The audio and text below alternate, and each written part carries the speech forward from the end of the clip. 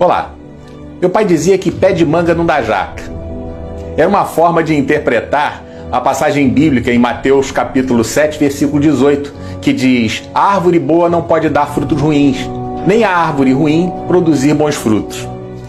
Homero Homem da Siqueira Cavalcante, em seu livro Cabra das Rocas, conta que em sua terra natal existe uma árvore chamada piuriteiro. O piuriteiro dá um fruto, piurito. E piurito não serve para nada, não serve para comer, não serve para fazer óleo, não serve para coisa nenhuma. E o povo da terra cantaria pro piurito: piuriteiro que dás piurito, por que não dás coisa boa? Ao que o piuriteiro responde: cada um dá o que pode, conforme sua pessoa. Desde a minha adolescência, ouço falar em políticos corruptos. Se dizia de que Adhemar de Barros, que não o conheci, era tratado como o que rouba mais faz. Tem uma história que narra um assalto na casa da amante de Adhemar de Barros.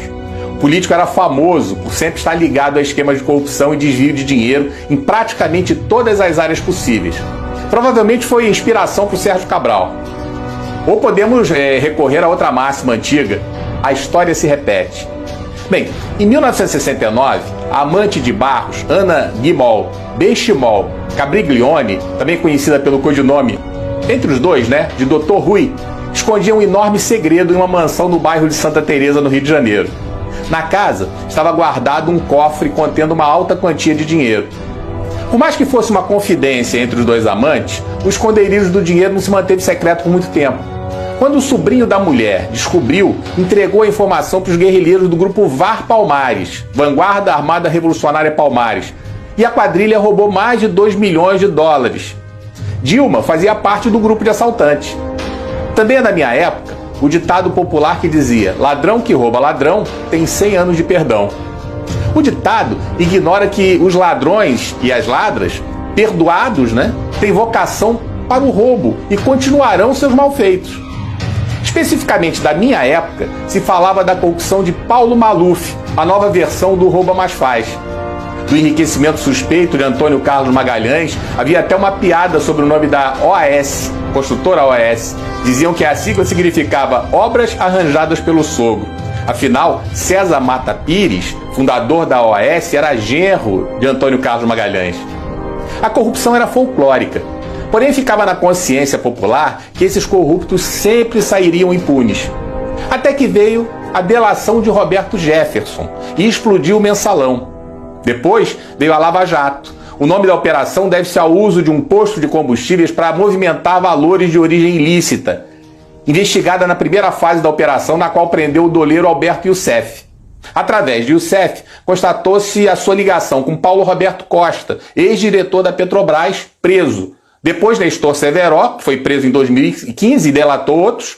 Daí a operação atingiu as grandes empreiteiras Andrade Gutierrez e Odebrecht, cujos respectivos presidentes Otávio Azevedo e Marcelo Odebrecht também foram presos.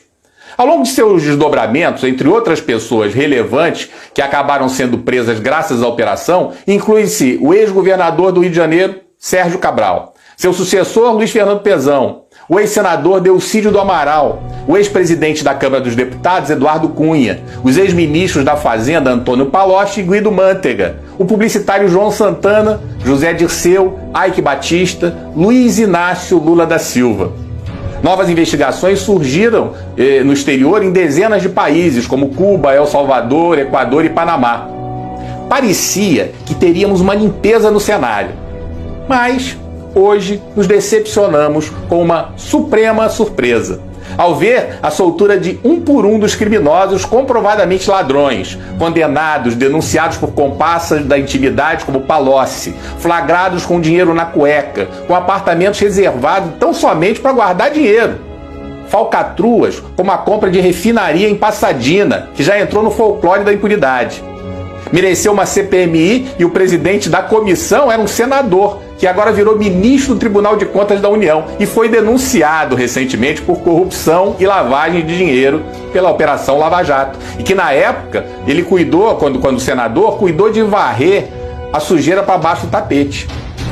Seria surpreendente se a denúncia avançasse e ele fosse punido hoje.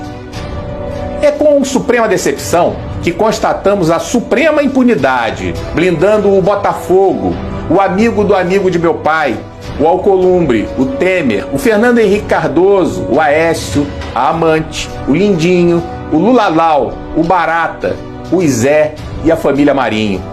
Uma suprema tristeza se abate sobre o povo brasileiro, que acreditou que finalmente o crime não compensaria mais. Os corruptos nadam de braçadas num supremo mar de lama, onde a suprema vagabundagem se refere ao voto da maioria como tirania. Ou seja, democracia é ele, o Rei Sol, o centro do universo, pelo menos no universo do submundo, submundo supremo, supremo bueiro, suprema sarjeta. Hoje, sabemos que desembargador que desacata a guarda vai ser chamado na chincha. Ricaço que maltrata PM vai responder. Moleque que maltrata entregador de pizza está ferrado. Até a Globo vai ter que responder por suas falcatruas, pelo menos nas redes sociais. Fora delas, é pouco provável. Estamos carecas de saber quem pode esculachar os outros, falar mal de todo mundo, tem seus crimes deletados e não dá em nada. Pelo contrário, continua negociando suas coisas e ainda dá carteirada doidado. Um supremo tirano, uma suprema picaretagem. Não preciso conhecer os pais de certos canalhas para imaginar que ou erraram feio na educação dessa gente ou eram tão canalhas quanto.